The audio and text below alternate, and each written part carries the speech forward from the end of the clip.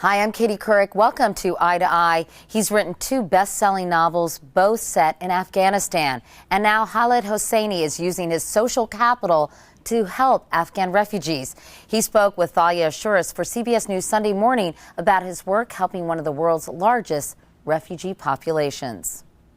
I had been aware of UNHCR, the UN Refugee Agency, and of their work in Afghanistan. Afghanistan at one point had 8 million people living as refugees abroad.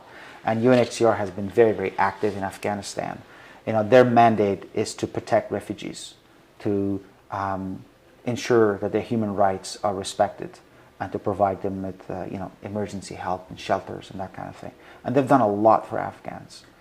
Since 2002, they've helped over 4 million Afghans return home and restart their lives. And as an Afghan who now was in a position to maybe do something or whatever proportion, I felt that that was just such a natural vehicle for me to do some humanitarian work. And so when UNHCR contacted me to work with them, I was thrilled. I was not only an admirer of their work, but I felt it was a natural fit for us. And so I actually went with the UNHCR to Afghanistan in September, to northern Afghanistan, to visit recent returnees from Iran and Pakistan and to see how they were faring.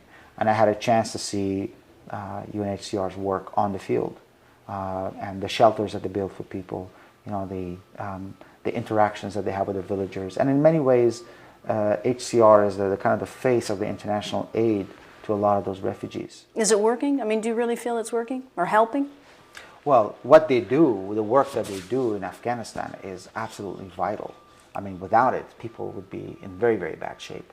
And sometimes what they do is fairly minor, but makes a tremendous difference. In Afghanistan today, in these millions of people who've come back to Afghanistan, their conditions are very, very difficult. They left relatively stable lives in Pakistan and Iran, and both of those countries, as you know, are putting pressure on Afghans to return home. And so over 5 million Afghans have come back since 2002. And they've come to a country that is still emerging from disaster, from 30 years of war and conflict and droughts and famine and anarchy. And the Afghan government, well-meaning as it may be, just doesn't have the means to absorb these millions of people. So they come back and their self-sufficiency is tested to its limits. And so when I went to Afghanistan, in village after village, people were homeless. And they have no clean water. They have no access to schools. Their children walk, the closest school is 3 hours walk away, each way. They don't have health care.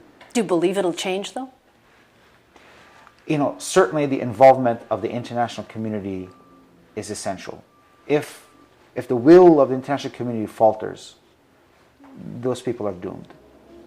They can only do so much for themselves. And that's part of my, I hate to call it message, but certainly part of what struck me in Afghanistan is how dependent people are on the international community not giving up on Afghanistan. The Afghan refugees have no voice. They have no face. And I don't claim to be their voice. I don't claim to be their face. But if I can lend my voice to those people and tell their stories here in the United States, and somebody will hear and will make an impact on them, and they will try to do something, then that's good. That's a good thing.